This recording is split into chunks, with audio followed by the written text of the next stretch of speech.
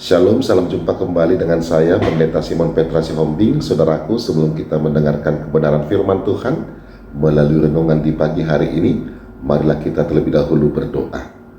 Damai sejahtera Bapa yang melampaui segala akal, itulah yang memelihara hati dan pikiranmu di dalam Kristus Yesus Tuhan kita. Amin. Saudaraku terkasih, firman Tuhan renungan di pagi hari ini tertulis dari Kejadian 2 ayat 3. Demikianlah firman Tuhan. Lalu Allah memberkati hari ketujuh itu dan menguduskannya, karena pada hari itulah ia berhenti dari segala pekerjaan penciptaan yang telah dibuatnya itu. Demikianlah pembacaan firman Tuhan. Saudaraku terkasih, berhenti adalah kebutuhan yang amat penting bagi kita dalam perjalanan panjang kehidupan kita. Juga penting bagi segala makhluk, saudaraku. Bahkan bagi Allah, berhenti dan saat untuk berhenti adalah sesuatu yang kudus. Lalu Allah memberkatinya.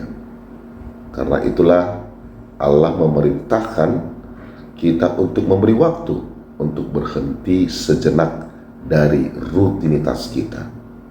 Saudaraku, dengan berhenti kita bisa memberi waktu bagi tubuh kita dan jiwa kita untuk beristirahat, tentunya untuk mengembalikan lagi kekuatan yang sudah mulai habis karena kita telah bekerja.